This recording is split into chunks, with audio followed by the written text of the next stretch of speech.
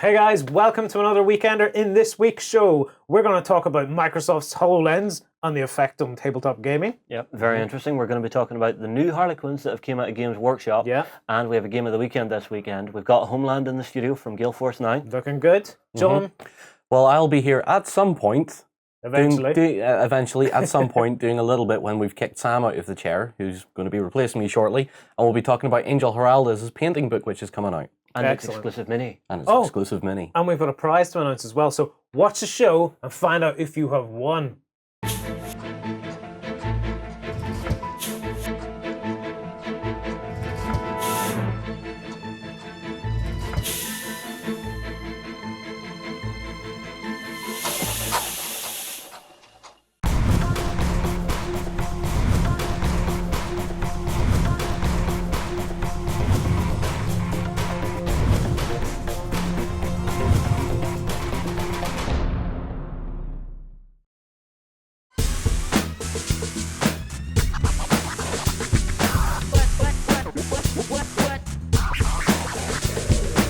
Hey ladies and gentlemen, girls and boys, welcome to another Weekender. Warren is off sick, so I get the hot seat today. Yep. My name is Lloyd. I'm joined by Sam and Justin. Yeah, Warren's down with the plague. The plague, quite literally, he was coughing and spluttering, and I was like, get out of here, I do not want it. Yes, go home and find that lung you lost. There's been a reason I haven't been in the office much this week. Yeah. Biohazard. Anyway, gaming. Gaming. 40k stuff this week. We've got The new Harlequins. Yeah. Yes. So are these coming out in their own codex, or is it an update to the Eldar codex, or what? From what I've seen, it looks like it'll just be an update in a White Dwarf. I see. wish it was a codex, because I love Harlequins. I'm not so much a fan of them. I love them.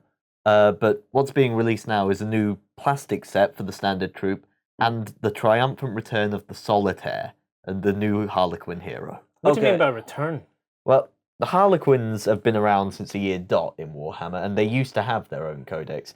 In fact, we've got some of the old Harlequins here that were in a bunch of Eldar that was sent to us by a community member. Yeah. Yeah, that was Stu, wasn't it? Stu, yeah, sent us Cheers, a buddy. Well, bunch if of you're going to Eldar, do yeah. that, put them on the screen. Don't twiddle them and let's not actually see what Yeah. we're talking about. Among them was some of the old classic Eldar from back when they had their What own. is with this gigantic ass mohawk? It was classic Games Workshop, man. No mohawk should ever be this big. Anyway, this is awesome. Yeah. We were doing this little thing where we were showing off armies and stuff that were being unpacked. I think it was a backstage video, and Yeah. Stu's obviously seen this because we had a pitiful size Eldar force. Yeah. And lo and behold, out of nowhere, a little box arrived with all this cool stuff in. I mean, get this under Yeah. the camera. Yeah, Put that back this there, isn't yeah. Stu, even thank you very much. this isn't even all of it, because there's a ton more Yeah. of it sitting just in a box. Some of it's still on the sprue, some of it unpainted. Yeah. We just took out a bunch of the stuff that we were most excited to see. Like, we've got a couple of nice Dire Avengers here, which in a recent game of 40k I discovered should never be underestimated. Are they the ones that can get an extra shot but can't shoot the next turn, if I remember right? I think so. Of Something course, like that, this is way back when I was playing 40k. But no, the actual fire prism we have here has been painted up really Yeah. nicely. thing I love about the Fire Prism is it's the old Fire Prism, which I like a lot more than the modern one. Yeah, so it's got the short barrel with the big crystal instead of the big crystal at the back with the small crystal at the front and the super long barrel. Yeah, I much prefer this crystal. But no, it's a really nice paint job that's been done on it. I love the firework that he's done around the crystal. It is very nice, yeah. That is the best painted thing in the box. Yeah. But yeah, the one I was most excited about was the fact that there was a bunch of Harlequins in there as well. I don't know. I don't like Harlequins. Let's They draw seem back. daft. So you were saying they've been in the 40k universe since day dot. Yeah. So back when and they I was looked like asking that. you, so what's new about this character? What's his name? The Solitaire.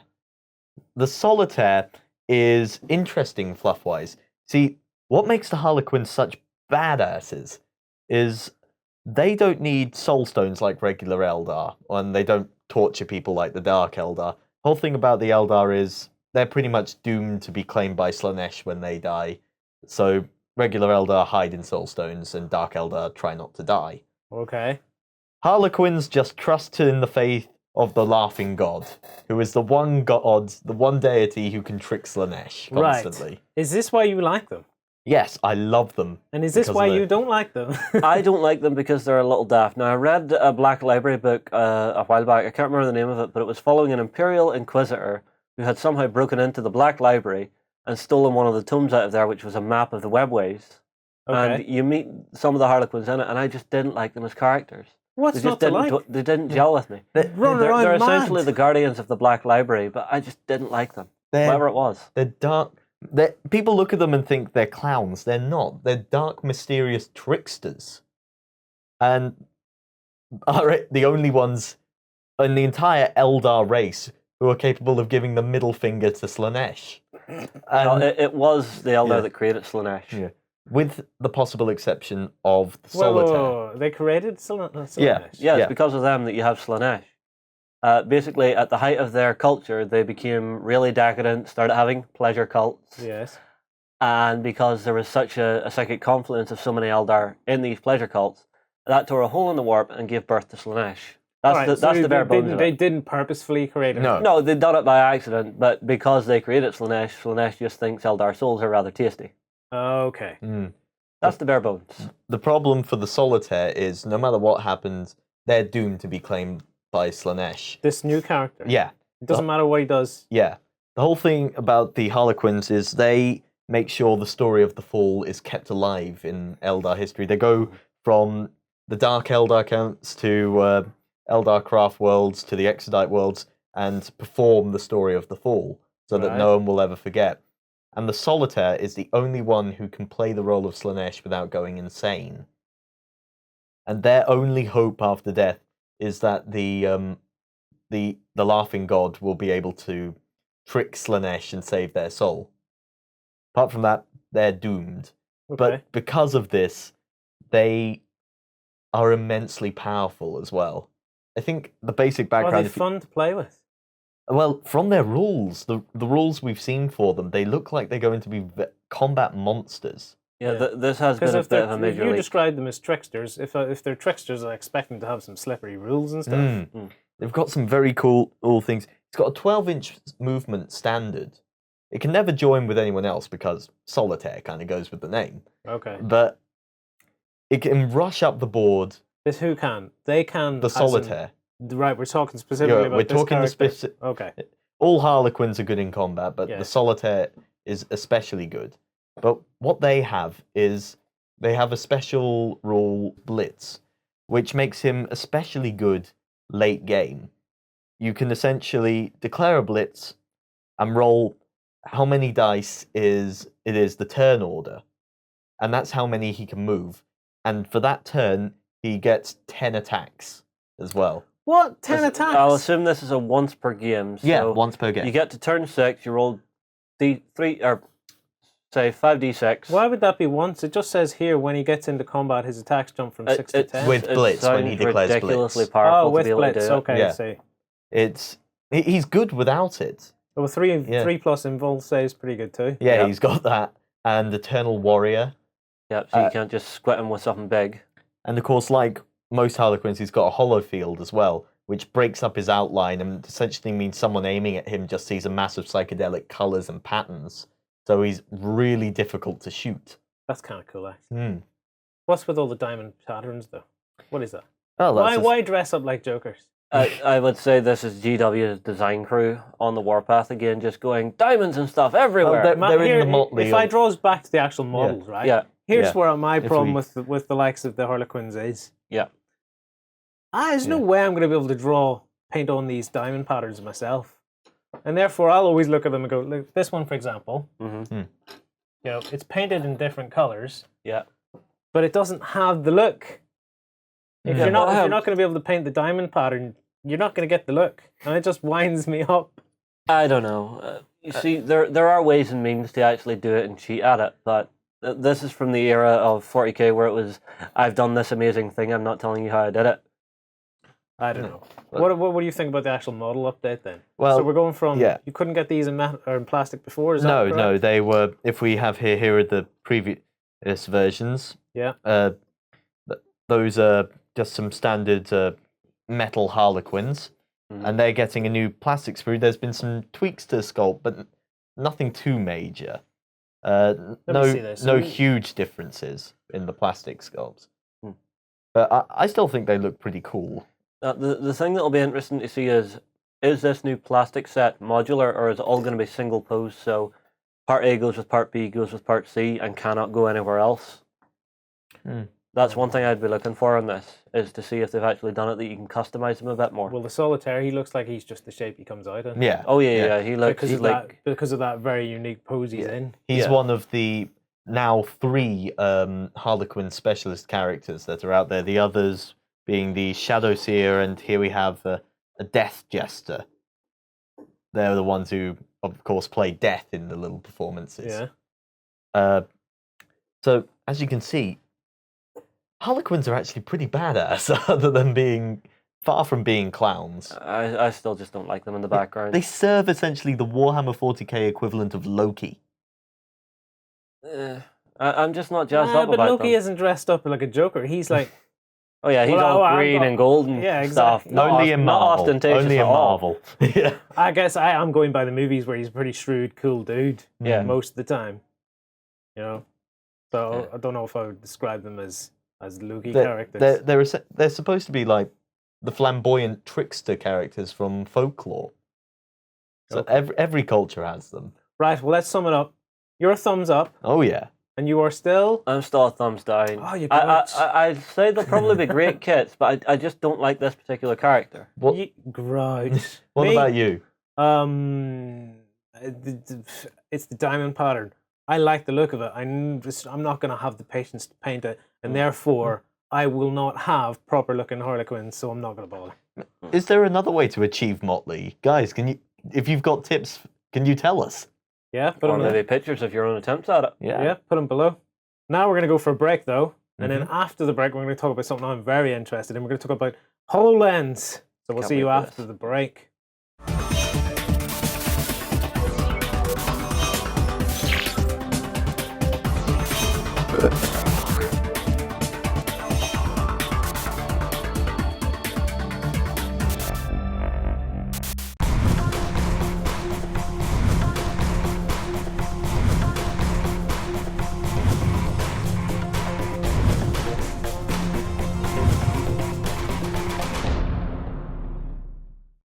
Okay, let's talk HoloLens. Justin, we are almost... We've seen the future.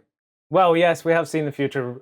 It's funny, a few times now on the Weekender, we've been saying, we're now living in the future. Now we're living even more in the future with HoloLens. We're getting to that point where I remember growing up seeing Star Trek and seeing the holodeck. Yes. This is the next best thing. Okay, what HoloLens is, if you don't know, is it's a pair of glasses you can put on from Microsoft. Yeah. And it'll augment your reality so as you can actually see... This is the glasses, yeah? Yeah, this is the front view of them. Basically, you wear these, they will project the image into your eye and make it appear as if there is a holographic object sitting in front of you. Yes, they're very cool. It bounces the light off these lenses, so it's not actually a screen. It's actually bouncing light off those lenses into your eyes. So I just get excited. It feels like it actually exists in front of you. Yes. Although it is going to look a little weird if, say we got these for the office and I was sitting editing a video. I'll be sitting with a pair of these in my head, waving my arms around in front of me, and everybody around me looks at me and going, what the hell's he doing? Yes, in the future we will all look like complete knobs.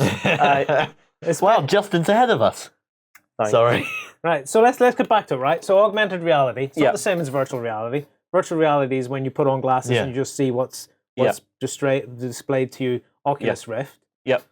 This is going to put objects and stuff into your environment. We only put more pictures there, Justin? Yeah, I have a ton of pictures. Minecraft. I like this one of a guy playing Minecraft. This Yeah. is a I very think- appropriate image considering what we're going to talk about. I think this is going to be amazing, quite simply for the fact, say we had it here and we were projecting something onto this table. Yes. And you were telling me this, like, you can actually mine through the solid object. Yes, this is a demonstration from Microsoft, okay? Uh-huh. So I was reading one of the guys who had gone to the event where they were demonstrating it. They had a few that you could try on. Yeah. He was doing the Minecraft demo, and he had this Minecraft sort of, see on the front, on the coffee table there, Yeah. right? But it was on like a set of shelves or something to the side he was looking at, and there was a castle on the top, and he was able to dig a hole or explode a hole on the top, and then light beams appeared underneath because there was like a shelf Oh, underneath. I see. So light beams appeared down and lit up a cavern underneath. I see. That's and then pretty as he's cool. looking down, you can see the light beams peering up, and as he's looking up, you can peer down into the hole. And I just thinking, oh man, that's so cool. I have to say, looking at this this picture, that guy, as soon as he looks down and notices the creeper at his foot, is going to have a heart attack. Yeah, that's always a fun day. But Yeah. no, it's the fact that it's so clever that it can map itself over your living room or whatever. Like for this, the one thing I thought of is I watched an anime recently called Psychopaths, where Right. they have holographic projection in their homes. Okay. But what they use it for is to reskin their homes. Yes. So the computer reads everything that's in the place and reskins it so that, say, this was now a dark wood table or whatever. I could see that happening with this. I Where you guess could actually start to reskin your home. So say you're some poor git in New York, Yeah. you have a crappy little apartment, you have a pair of these, you can make it look beautiful without paying a penny, aside from buying this. Yeah, I you're guess, a poor but git in New York, but you can afford these. You'd have to wear them all day long. I wouldn't complain. The other thing is, I noticed in most of the demonstration stuff they put up, there's a slight hue of transparency because you can obviously see the real world as well. Ah. Right? There's another pair of glasses coming out, and I'll talk to you about that in a bit. Okay. Right? Well, I've got another Harry couple of images Brains Okay. was posting in the backstage forum, asking if anybody was looking at this, and I was like straight in there, I'm looking at this. Yeah. I've been following this since the patents appeared on the internet months ago. Uh-huh. So I mean, there's been rumblings about this for months. Yeah. The question is, are you going to jump in on Gen 1 or wait for Gen 2? I'm getting Gen 1. As soon as I can get my hands on this, I am buying it. See, I've said the same to Sam, but he has said you're better waiting for Gen 2 because then they'll work all the bugs out. Well, yeah, same as with the Yeah, but then Oculus you'll- Rift and everything. Then you'll miss out on all the fun. Yeah, you'll miss out on being in on the ground floor. Right. So why are we talking about this, Justin? What relevance as tabletop gamers does this have to us? Right, well, first off, I think this is going to be a game changer eventually. I do say eventually, for miniature sculpting. So you see the way you have this, you can actually build little models and stuff. Yeah. If they program this so that you can actually mold and shape stuff with your hands, you could see some of the 3D modelers from our industry today using this to do their 3D models and stuff. No way. No. Why not? That's Holo Studio they're showing there. Okay. So that's their own little app that allow you to build objects and stuff. Uh-huh. But it's all primitive shapes, and you put them together. Yeah, but I did say eventually. For someone sitting at home doing something for fun, that's cool. Retro Rocket. It's Yeah. not Yeah. a very complicated shape, but yes, you could use this for visualizing what you've been doing on a more complicated program. Yeah. For example, in some of the videos, they have a lady working on the design of a motorbike, Yeah. but she's working on PC, and as she's working on PC, it's updating beside her. So if I'm modeling a miniature, Yeah. I'm not confined to looking at it on screen. I can have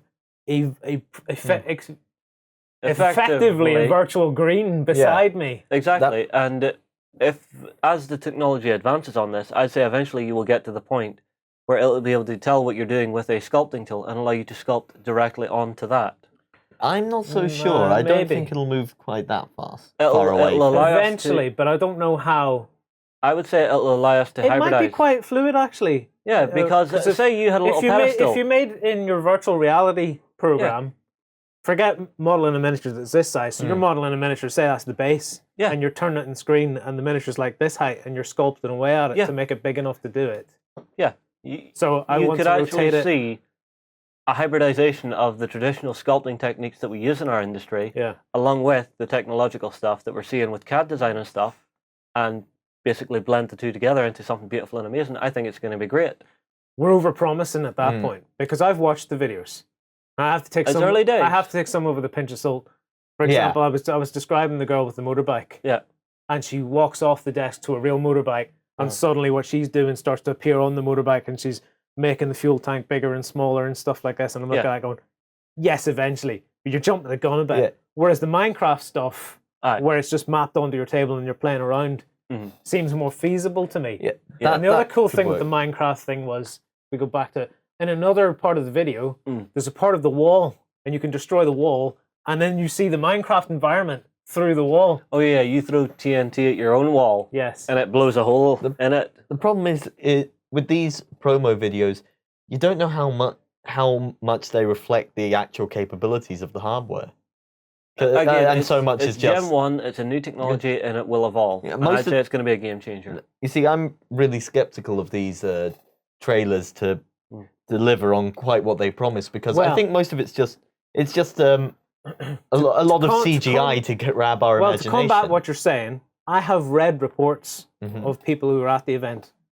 I've watched the videos and then I've read the reports, and people are basically saying, yes, what you see there is what I seen. What you seen there is what I did. Yeah. All right? I'm going to quickly let's get to the nuts and bolts of this, Justin. Yeah. Right? Wargaming or tabletop gaming with this, right? Yeah. I've done my HoloLens. I Yeah. start looking at the table. Mm-hmm. Now, what I don't want to do is it's obviously an option. We could use this to virtual map out an environment on our Yeah, table VR tabletop and wargaming. not have any miniatures whatsoever. Yeah, I don't like that idea. But I don't like that idea either. Let's explore that idea for a minute. So, 6x4. Yep. You put on your HoloLens. Boom, it draws out the landscape. It draws your troops and stuff. Yep. It's cool.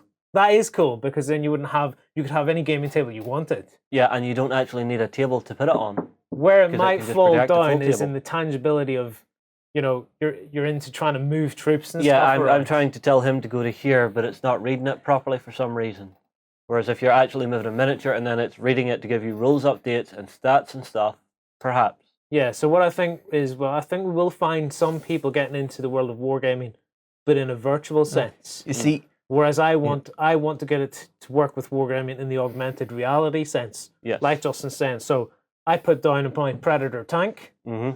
It recognizes it as a Predator tank. I can tap my tank, and it brings up my stat line. He's wearing a pair as well. Yeah. He can tap my tank and see the Yeah, stat line. let's pretend I'd never ever seen a Predator tank before. Not that you ever would not have seen one, but pretend I've never seen one before. We're at a tournament. I put my headset on, you put yours on. The hell's that? Dunk. Crap, that has to die. Yeah. Now, Rule book, right? Now, Yep, rule book on in your the head. videos, they're basically putting screens up, right? So you want a TV screen, you place it on the wall, right? So that screen there wasn't there. He placed it on the wall, and then he decided what size it was. Yeah, So let's say you're playing, and let's say keep it sort of tied to the real wargaming world. Let's say you wanted to look at some pages in the rulebook. Throw the rulebook up onto the wall and leaf through the pages on a giant rulebook on the wall. I mean, how cool would that be? yeah, the augmented side. And then be able to click on a miniature and say, go to that page in the rulebook and the rulebook update, yeah. and you're looking at it. Yeah, bring me up the entries for this particular miniature. Okay, there's the one that I'm curious about. Junk. Yeah, the augmented side of things, as you're describing it, is very promising. But I think I've kind of spoiled myself with these sort of things from doing speculative pieces on technology in the past. Like I had to do a piece on an interactive table a few years ago. Yes.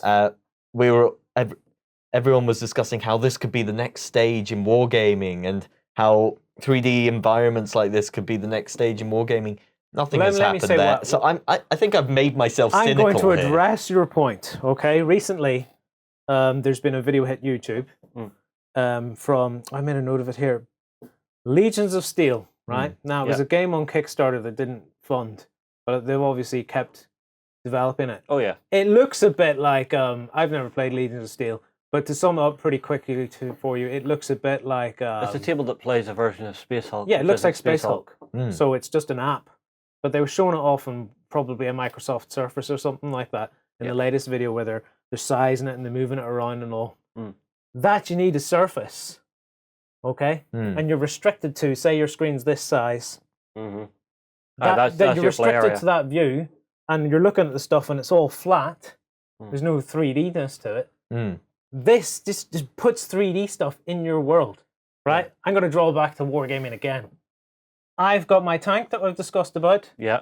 I looked up to see what it can do. Oh, I'm going to fire this weapon. I'm going to fire this weapon. It immediately draws the radius of fire, so I can see how far it'll fire. I don't have to measure. Mm-hmm. I can choose, I'll fire at that. Mm-hmm. I tap your tank. It can bring up the stats. I don't want it to do it automatically. Yeah, you But want it to could bring roll the up your die. stat line, and it could help us decide, but I still want to do the physicalness. Yeah, you Where want this to roll the differs- die and then have it read the die. Yeah, where this differs from the likes of Exilis is you could say, oh, that's approaching Exilis. Exilis, everything was done on the screen. You were just Yeah, it was hidden behind the curtains. you weren't interacting with it. You weren't moving the troops and stuff. Yeah. basically you're wanting this as an assisted play mode. Yeah. You know, you see, I really love that idea. You know, but I'm the looking other... at my commander. Aye. It says this amount of wounds remaining. Mm-hmm. We roll dice. I lose a wound. I flick his little sheet, and down the wound he goes. Aye. And then I can throw it away or stop looking at it and look at a different guy, and up comes his wounds. Here's how many objectives I've won. Show me the objectives on the table. Mm-hmm. So we don't physically have to put objectives on the table. We could virtually do that bit. Yeah. Yeah. And then which would be cool. So I don't need objective markers anymore. Yeah, you can actually possibly stuff program the thing to actually have an active objective system where it'll actually change as the game plays where and what the objectives are. Yeah. You know, There, I think, again, you're getting a little ahead of it. the Why? other thing, Why, now why, this why? is probably me getting way ahead of it, but what's the one thing everybody always argues about? Line of sight. Yeah. Depending on how good the 3D mapping software is for this, you'll never have to argue about that again. Be it that it's First smart gen, enough. I think it's probably not going to do that. But I see where you're going with that. Give us another 10 years maybe. This thing's been in development for 5 years. Yeah. All right. Basically, they built Kinect 7 years ago, Microsoft, and then they went, this gives us a lot of ideas. They spent 2 years thinking about it and then 5 years developing this. Yeah, well, they've had to come up with a third processing unit, a holographic processing unit, as well as the CPU and GPU. An HPU, they call it. HPU, yeah. You were talking about it earlier, and it will be interesting to see how it could combine with like Kinect style tech for Here's an gaming. interesting Yeah, idea. you've got an image of that, haven't you? Here's an interesting idea, dependent on how transparent or not it can make images. I thought what's one of the things you don't get when you're playing war games for real? You get RTSs all the time. Sound effects? No. A fog of war. Ah. If I could be lining my troops up and see my troops on the table, Yeah. but your troops are being obscured with like weirdness. I being hazed out. So I can't quite grasp where your troops are. That might be kind of cool. And if not that, certainly things like that are supposed to... We just described the solitaire. If you're putting the solitaire down, every time you look at him, it does a weird effect it looks over shimmery. it. That would be kind of cool. Because yeah. the camera is filming it and then reprojecting it and shimmering it. Yeah. I mean, you can be at the table. If I'm looking at Justin, it can map a hologram of Justin on the table. Yeah, or...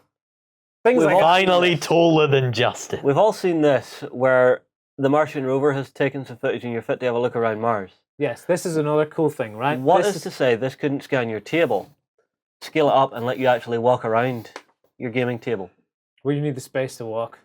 Obviously, but if you could even do it in part and do it like Google Earth, you know, you have a little controller in your hand and it just lets you fly around your table at the miniature eye view. It'd be quite cool. Well, let me give you a bit of background on this. So this is, I made a note. This is a NASA program. It's called OnSight. And what it's doing is, see that on the screen there? They've been scanning Mars for years, so they've got lots and lots of data on it. Yeah. Now it's allowing their scientists, whatever, virtual explorers, to virtualize it in their offices. So this is in his office, right? And over there, so he's working on his desk, and then over there he's looking at Mars, and he's working on his desk. And one of the cool things they do in the video, and I was like, oh, that's pretty cool, is he's using his mouse on his screen, and he moves the mouse over towards the edge of the screen, and the pointer goes off into the virtual world. Oh, that is cool. Yeah. So we can start clicking things in the virtual world, and thought, that's kind of cool. Didn't believe it. Then I was reading a guy on Eurogamer who'd often experienced it, and he said he did it, and I went, holy moly, that's real. Yeah. Being able to move your cursor off the screen and into the virtual world. I just have to admit, I love the image that if you wander into NASA right now, you'll see a bunch of people with these glasses on, essentially looking like they're doing Tai Chi. We will in different rooms. That guy, John, in this image, he's wearing HoloLens in a different room. Yeah, but he's But at they're this sharing part the of it. same environment. And he's dropping a flag down, this guy who you're sitting by his desk, or objective markers, for example. Yeah. Right? But John can see it. And the other thing is, it can map out where John's looking, so as I know. So say John's looking here, it puts a little dot, so as I know where John's looking at. It's all really cool stuff. It is. It's You want to very know the cool. last thing I'm thinking on this? You know the way in video games you sometimes get your own personal mission briefings? If this comes with a little headset, depending if you're at a tournament, you could be giving your own mission briefings. That would be cool. You know, that just comes up in a little holographic screen in front of you, someone talking to you saying, this is your mission for this. Let's Don't let take them the know. objectives, for example. In 40k, if you're playing with the objective cards, every turn you get new objectives. Yeah. You could be getting a little video feed of a commander going, do this, do this, do this. Yeah. And your opponent not know what Aye. he's saying to you because you're using maybe headphones or something. Yeah. And you're seeing it, but he can't see it.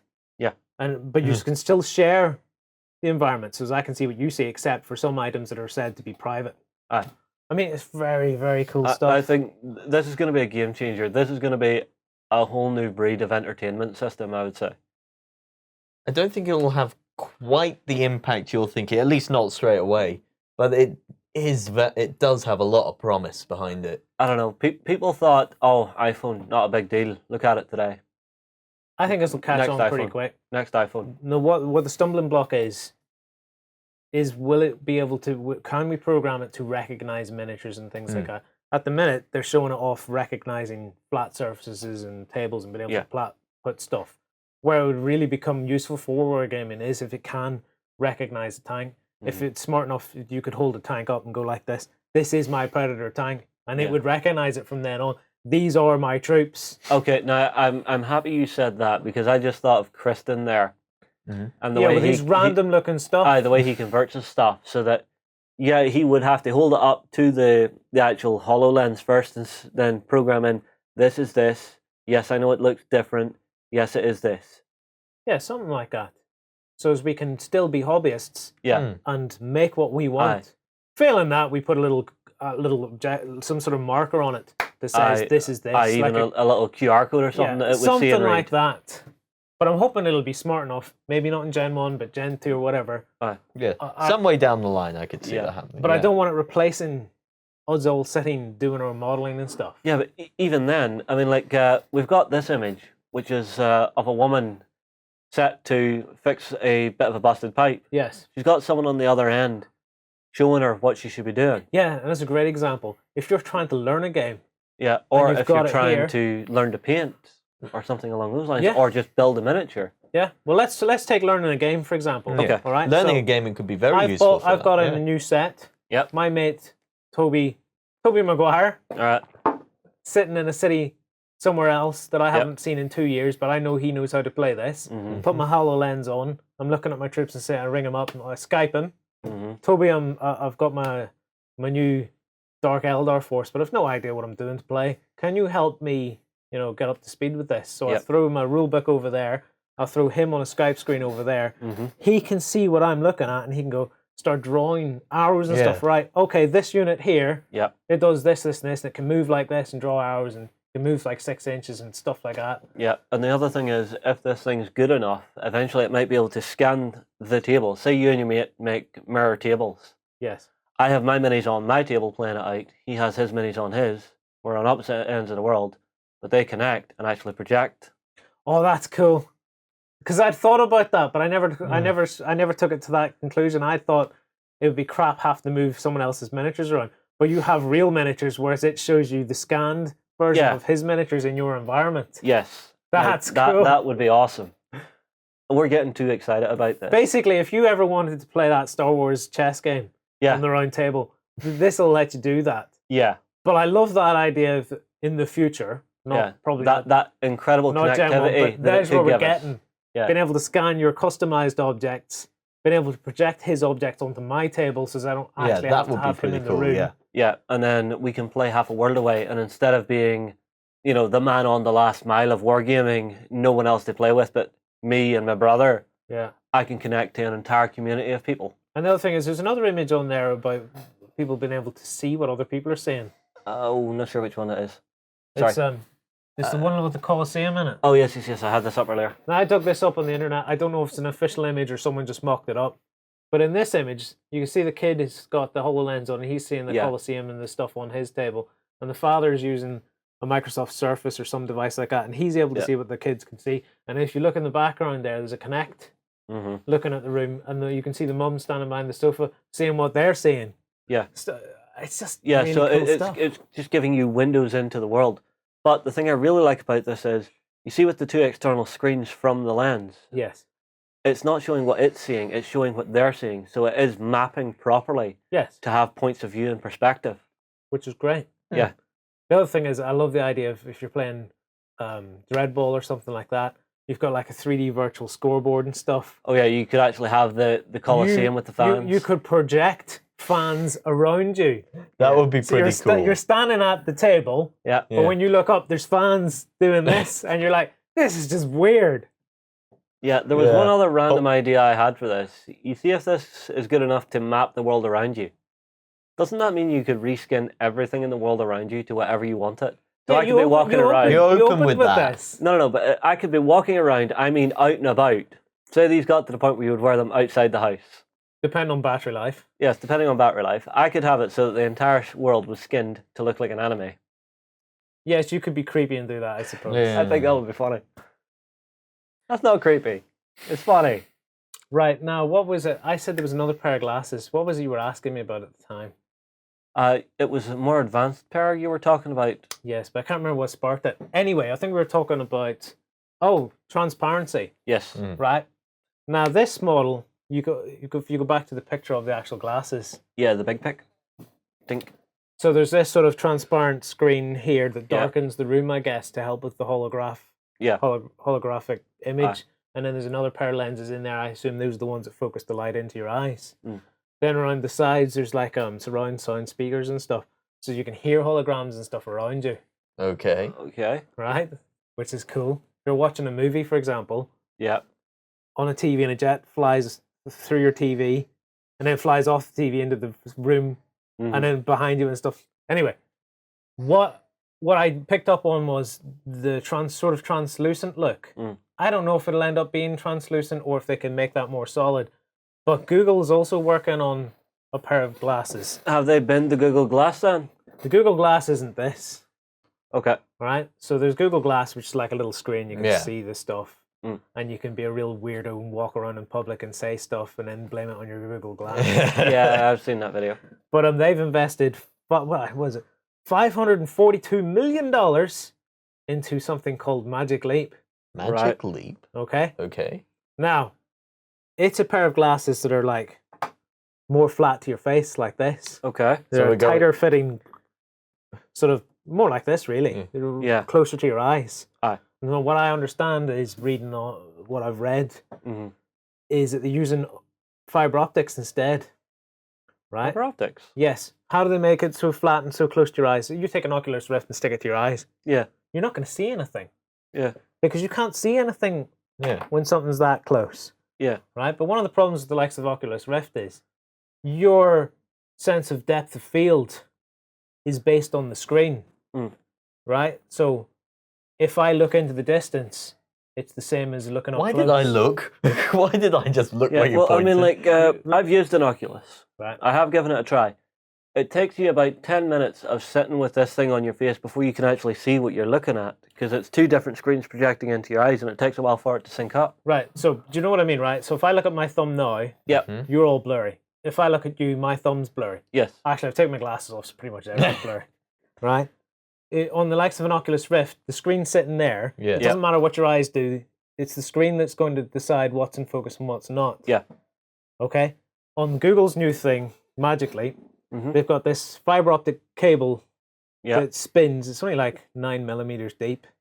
And it's Okay. like it goes like this and it spins around. And what it does is it fires the light directly into your eyes. Right. And because it's light, the same as light coming from a room into your eyes, being projected into your eyes, not you looking at a screen, your eyes can decide what light to focus and what not. So you can Okay. decide what you're looking at in focus and what. and what Okay, you're now not. that's a good idea, because it's giving you essentially full spectrum depth. Yes, and then to augment the reality even more, they've got a screen, an LCD screen, probably one of the newer types. But what it does is it darkens out the pixels, Right. so it can make darker. It basically shut off the light from this area. So I want to be in a pitch black room. Boom, they shut it off. All I'm seeing is the light now from the glasses. I want to see. I want to go back to augmented reality. It lets light back in. So remember that example I was saying about the fog of war. But I was thinking it may not work correctly if I can still sort of see your troops under this hologram. This would be able to look at that and go, right, just darken out the pixels here to make that completely unseeable. All he's seeing is the hologram. If you could get work. what I mean. It could work.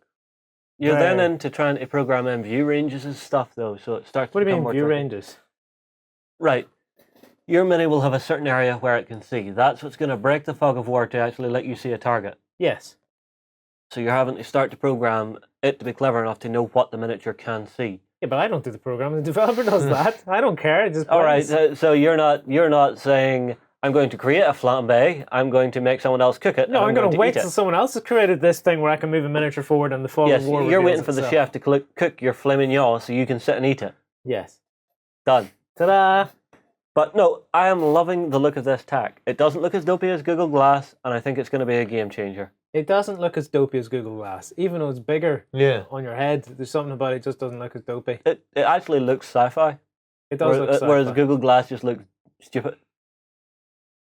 And I can see me buying this as soon as I can get my hands on it. Lloyd, as soon as I can get my hands on it, I'm probably going to have it in here to And do it my work should on. be arriving pretty soon because Really? the NASA guys plan to pilot rovers on Mars using it by July. Yeah, but obviously NASA will be able to get it before public release. Well, they've had it. They've been co-developing it and testing out for Microsoft Yeah. with their example. Yeah. I mean, and it's a real example too because again, the guy from Eurogamer was saying he stumbled when he was trying it out because he was so freaked out by the rover that he put his foot through it and then stumbled because he thought I need to trip now. Because he put his foot through the rover. So his brain believed that the rover was actually there. And therefore that he should be falling or tripping over. That's impressive. Yeah, or that he should be able to put his weight into it and actually step up onto it whenever actually he couldn't. So he put the weight down too fast, too hard, and stumbled. Yeah, it's very, very, very cool stuff. Yeah. I think we're done. I think we'll take a break. I think we've waxed lyrical enough. The next will be the proof in the pudding. So whichever one of us gets it first has to bring it in onto the show and look like a pilot doing this. It's not going to be you.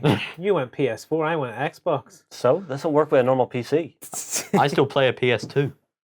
Oh, that's another point. Yeah, the Windows 10 is a free update this year for anybody on Windows 7 and 8. Yep. Okay. Which is awesome because this is all DirectX 12 driven.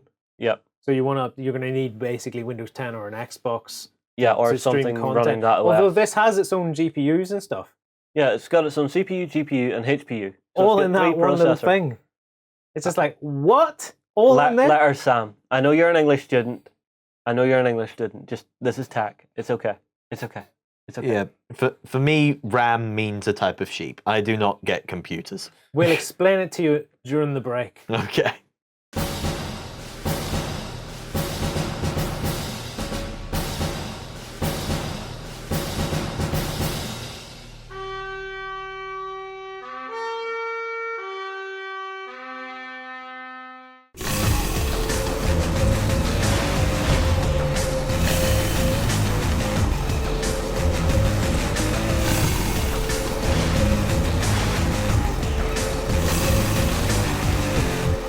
Welcome back. Now we're going to take a look at Homeland the game. This arrived and Justin went, oh my god, I have to take that and play that. Yeah, and I burnt through the first season in one night when I took it home. Justin, what do you think? Is it a good game? Gale Force 9 have done it again. Is it a cracker? This is on a level of Spartacus. And you know how good we think Spartacus is. That's high praise indeed. Is it like any other games? It sort of plays a bit like Battlestar Galactica, but not. So there's certain elements that you'll recognize between the two games. So it's a bit like a Battlestar Galactica Spartacus hybrid? Not exactly, but it captures the Homeland TV series' essence, Yes. which is, it seems to be what Gale Force 9 are going for at the minute is, we are going to pick up TV license, we are going to turn it into an epic board game, and it's going to feel like you're playing the show. Get it? But does it feel like a good game as well as playing the show? Yes. It does feel like a very good game. Now, I went through a quick game of this with Sam and Kristen a few weeks back, or a few days back. Yeah. And Sam, he was trying to do his articles at the time, Yeah. so he only had one eye on the game. But he was still able to pick up the basics of it pretty bloody quickly. I will admit, it was pretty quick to get the basics of it. It is simple to play. It starts off sounding like it's going to be really complicated. And there were a lot of moments where I had to look up and go, what just happened? What did I do? But after a while, I got to grips with it fairly quickly. I'm going to let you get in and demonstrate to us in just a second, Justin. But Yeah. one of the things I wanted to talk about was, will I enjoy this game if I have never seen the TV show? Yes. Never seen Because it. Spartacus, I'd never really watched the TV show, But man, I enjoyed the game. Yeah, actually, one thing I want to know, Spartacus is coming to Netflix this February. Oh, excellent. Brilliant. So we'll finally be able to get to watch it. But yes, you will enjoy this game because the game in and of itself, it's a very, very good game. It's a real brain game. Political warfare on a tabletop scale, shall we say. It's very much psychological warfare between each of the players because at the start of the game, you're each given one of these. It's your official agenda. So you can be either we're not meant to show each other, but what I've got is I'm the loyal agent. So I'm trying to protect America from the terrorist threats that are going on the board. Okay. And for everyone that I stop, depending on its impact, so this is impact 2, I would get 2 of these so long as I stop it, right? Sam, if you want to show us yours. Yeah, I am the political opportunist. Yeah. So instead of trying to stop the plots, he's trying to let a few of them go through so that he can gain these political clout tokens to actually let him win the game. Okay, so he wants other we, people politically to look bad. Show some of that. Yeah, he's basically, as threats go through, Yes. the public panics. Yes. And he can go to DC and go, look, bad stuff's happening. I've seen it. I've been telling you about it. Listen to me in the future. And he gets these tokens. You, on the other hand, I'm the guy that makes the bad stuff happen. you're the terrorist mole. The whole idea is we are CIA analysts. Oh, right, okay. Right? So we're the ones who are feeding intel into each of these plots around the board. So I'm not the bad guy? No, you are the bad guy. Oh, you're a mole. You're the worst guy. You're the guy who's going, oh, don't worry, I'm your friend. Right. I've got some good stuff for you. I'm the mole inside your... You're the mole inside the CIA. Oh, okay. So you're basically trying to blind bid stuff into here that we don't know you're bidding in to actually let these plots happen and add more tokens to the terrorist track. Yeah. You have 2 ways to win. If this gets filled up, the terrorists have just completely had their day. America's what are these? down and Are done. these successful attacks? These are successful attacks. So basically, every time one of these plots goes through, Yes. again, the impact is added to here. So Got it? That's an impact of 2, so is it 2 of them? It would add 2 of those, yes. Okay, and these are... Those are for whenever you're stopping it. These are So successfully stopped If we plots. successfully stop it, we get the impact Uh-huh. on there. So we would get 2 of those on there. And then Get when we it? get to the end, we're just flipping amazing. We're Team America and we've saved everything. Not quite. Oh. Because at the end of the day, there's a mole in the organization. Someone's been letting these plots go through. We're all pretty damn suspicious. Who could it be? So at the end of the game, what you do is, I would Yeah. give each of you one of my cards. Yeah. You would give me one of your cards. Okay. What, case leads? You may as well. Yep. I don't So- have any case leads. Yeah, you do. these? Yes, those, the purple cards. So you Yeah. give me one of those, give Sam one of those. Sam, give him one of yours. Thank you very much, Sam. So Thank you, Lloyd. we each have each other's card here. And at the end of the game, I you will have have to... 2. Yeah. Well, you there's only should 2 have others. one of your own. All right, we'll pick up one of my own. Yes. Yes, so that we now have to vote on who we think the terrorist mole is. So if I think it's you, Lloyd, I'll put a card down, face down in front of me, and say, right, this is who I think it is. You'd pick, well, you being the mole wouldn't want to pick anybody. So you put your own colour down in front of you, saying, I'm not voting. Oh, I Sam, see. on the other hand, Right, would let me put do his that down. then. So you put this down and you said, I've put this down and said, right, that's who I think the terrorist mole is. I would You put would- this down. I face down. Yeah, Say but it's you definitely keep them not- in front of you. All right. That way it doesn't get It's confused. definitely not that person. Yeah. No, you would put it down and say, right, that's my vote in. You wouldn't say it's definitely not that person. Okay, it's my vote. So Sam would put his down, That's and then my we all vote. reveal at the same time. So I go, ready? Lloyd, I think you're the terrorist mole. Okay. Justin, I think you're the terrorist mole. Yeah. And Oh, wait a Lloyd's- minute. I've just Lloyd's, voted no, myself. no. You've put your own down, so you're saying, I don't think anyone's a terrorist mole. Oh, okay. Because at the end of the game, if the good guys have won, you have to try and not get caught. Is it if you possible? don't get caught, is it you win. possible to play it though that there isn't a terrorist mole? Yes, All right. it is, because this little card is very handy because it tells you how to set up. So it tells you all your starting resources. It tells you take your case lead card colors. Yeah. And it tells you, here's the number of players you have, here's the number of types of player you have. Okay. So that you'll start off, say it's the 3 of us. You'll have a deck of 4 cards. So there'll be 2 loyal agents, Yes. 1 political opportunist, and 1 terrorist mole. From these cards. So we would start out, there'd be 4 of these. You would shuffle them up and pass them out. And from that, you decide how many players you have. There's always one of these cards left over So that you could have a game where all the other cards have went out, that one's out the game. There's no terrorist mole, but you might still have a political opportunist who's going to start sending stuff through to actually get his own victory points up. Cool. So it's a very, very much a balancing act game. The other brilliant thing about it is, if you don't get caught at the end of the game, Lloyd, you've survived. You win anyway. Here's a question for you. Yep. It's a bit of a random one. Go ahead. I noticed it says here 90 minutes for the game. Yes. You'd agree with that? I'd say it's a bit longer. Thereabouts. Well, you guys were just time learning, through. so- Yeah, we played it Your from first about time halfway through. Is I it would say it'd be a little possible? longer. Is it possible to set the game down? So let's say we played it on lunch break. Our lunch break Yep. is not 90 minutes. No. The easy way to do it. Would you be able to split it over 2 lunch breaks and come back to it? Yes, or you just do what I've done here. You see the way I have the 2 tracks halfway filled already? Oh, you could just shorten the game. Yeah, because as soon as those are filled, ta-da, game ends. Right. So as soon as either one of those gets to its end of its track, game ends. Because one of the things I'm looking at is now we're all sharing some office space. I want to get some gaming in on lunch breaks and stuff. Yeah. But what you tend to find is most games don't fit into a lunch break. Mm-hmm. So that's quite a good idea. We could just cut the. Yeah, you cut down the turns. Yeah. You cut the turns down. The other thing to remember is, for this game, for the actual mechanics of it, everybody can see you've got low, guarded, elevated, severe, and imminent here. Yes. These are the levels the threats are at. So every turn these move up a level, right? Until they hit Will imminent. that not screw up our idea of cutting the turns down? No. Because this is just the threats moving into imminent where they actually happen. Okay. Where you actually resolve them. Which you flip this card over and it tells you how to resolve them. So let's say I had fed in a card into this, Yes. and you each had fed a card in. So if you take Okay. There's no the card intel here. cards. Oh, Intel card. Should there Yes. be a card here? Should there be No. a plot? No, because each plot runs on its own individual track. Okay? So every turn it steps forward, Yes.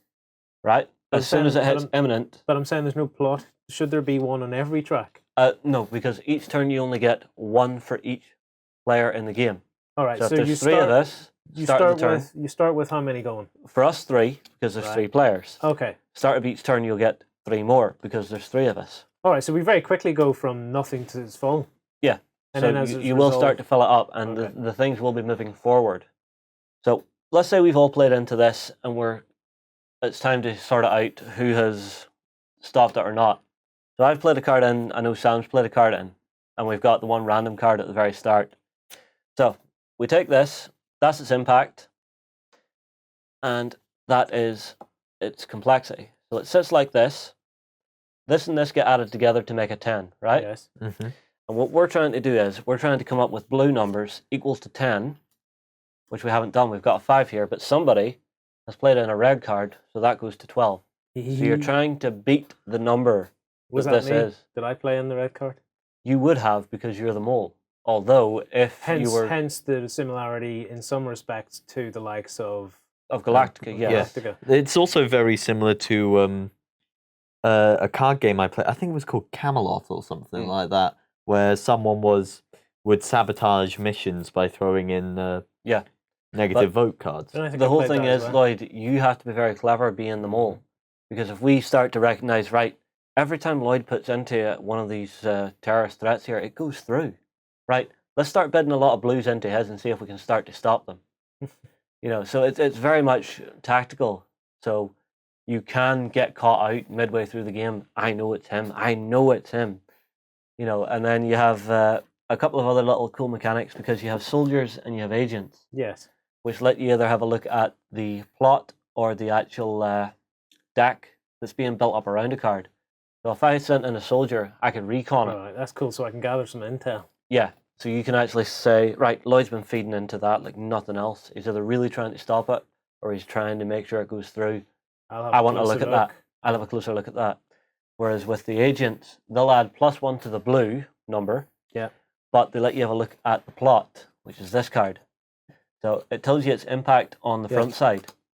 And when you flip it over, you see, okay, it's got an extra 7 on it. Crap, we need to feed into this right now. It's also got the fallout, because letting stuff go through doesn't just increase this. It also has an extra little thing that it does. So for this one, case lead must discard all unemployed soldiers.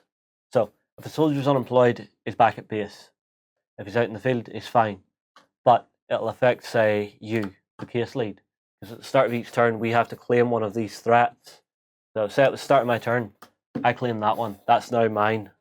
Anything goes wrong with that's that's yours on to me. investigate. That's mine to investigate, but everybody can feed cards into that. So whenever you're playing your intel cards, you always have to play 2, but the first one can't be on one of yours. And then the second one can be on one of yours if you want. If you think, man, Lloyd's been feeding a lot into mine, I'm worried that he's actually just trying to do me over here and actually make me take the fallout from that. Okay.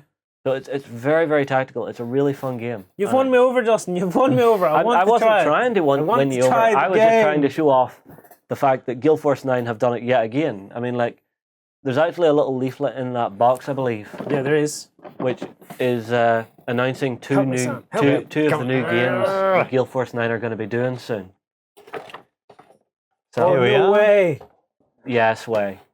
So we have something called Black Sails. Yes, but the one that everybody, and I mean everybody out on the interwebs is going to want to buy, Family Guy. What on earth is Family Guy? Zion, you know Black Sails, but not Family Guy? I don't.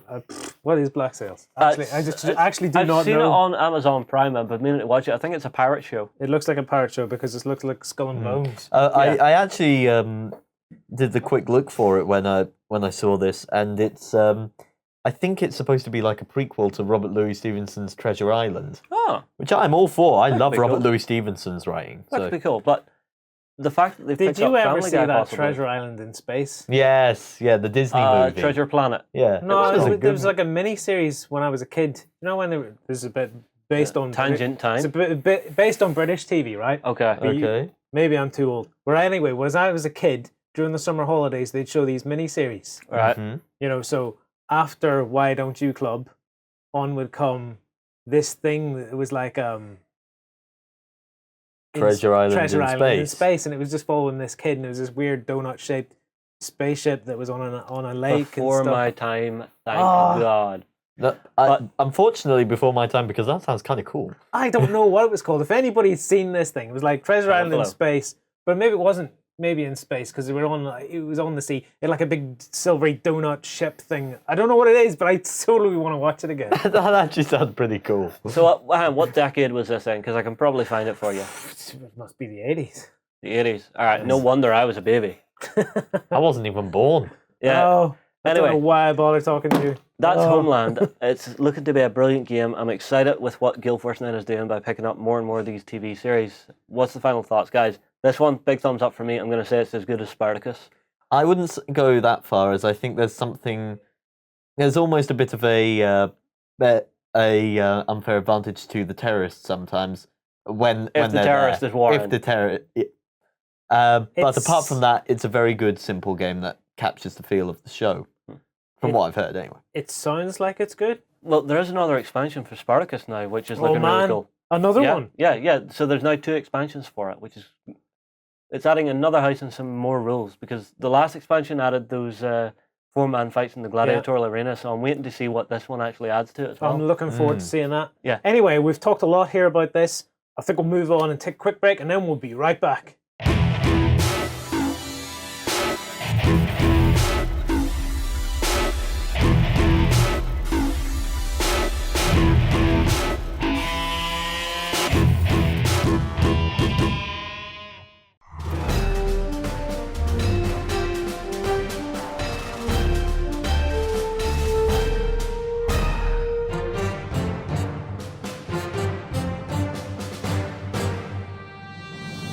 Okay, welcome back. We've got rid of Sam, and now we have John. How you doing? We either have something modelling related, or something painting related, or something World War II related to talk about. John, what are we going to talk about? Well, it's not World War II. It's got nothing to do with tanks.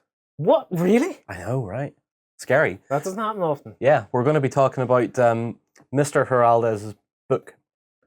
The What? painting book. We're going to talk about his book? Yeah. Even though the last time I was in here with the Weekender with you, I think you said, please, Mr. Giraldez, just stop. Stop. Stop, yeah. He's made me feel bad on more than one occasion. But he's coming out with a book now, which will take us through step by step of his approach to painting. He's been teasing us with this book for a while now, and it is arriving. I think there's pictures of actually being printed and stuff, isn't there? Yeah, it's actually in the printers now. Oh. it's beautiful. Where do you see this happy chappy? I think we have a picture of a happy chappy. Yeah, yeah. But it does look beautiful.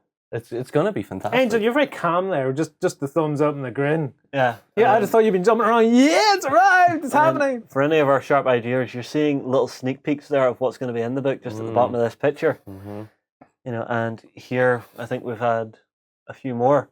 A few of the test It's insane. But the best thing to come out of this, I have to say, is this. Yes.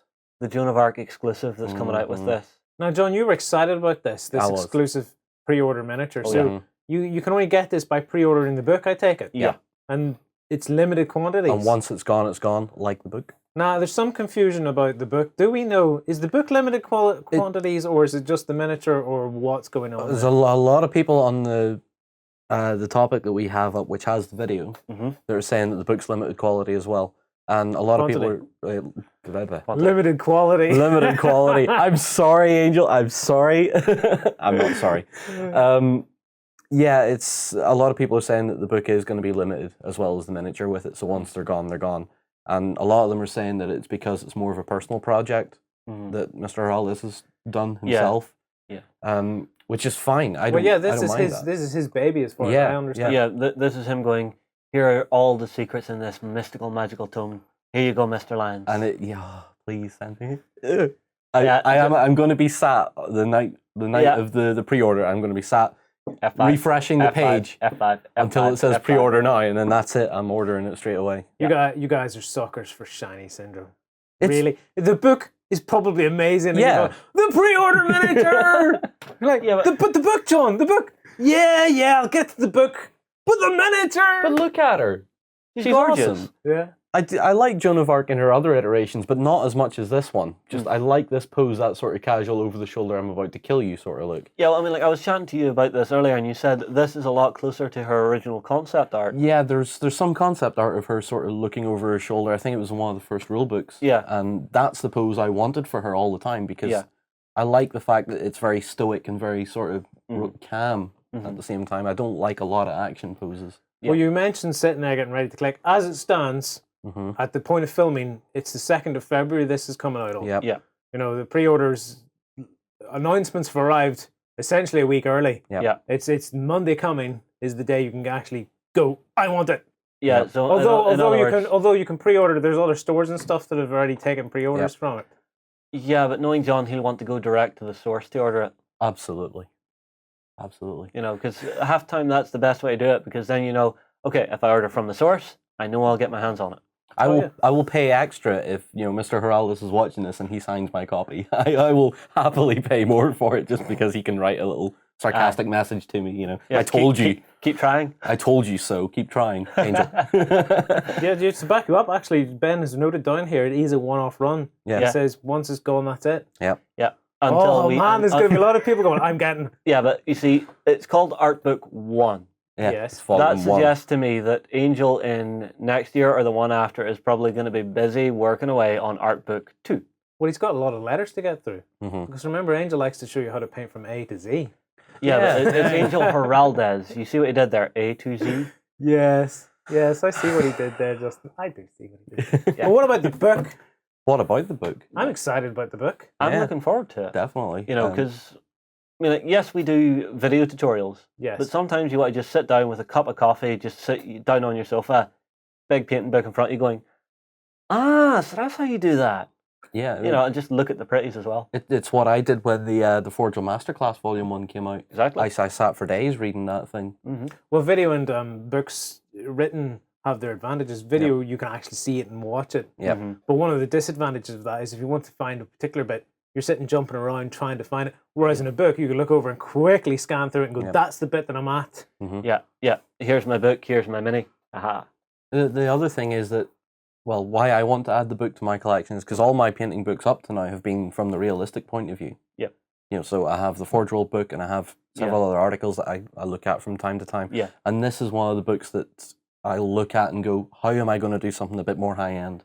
How do I do something a bit more ultra sci-fi, ultra fantasy sort of stuff? Yeah, ultra realistic. Yeah. Well, not even realistic. Not realistic. It's kind of what's the word? Would you call it more anime style? Well, it's hyper realistic is what you're looking for, right? Okay.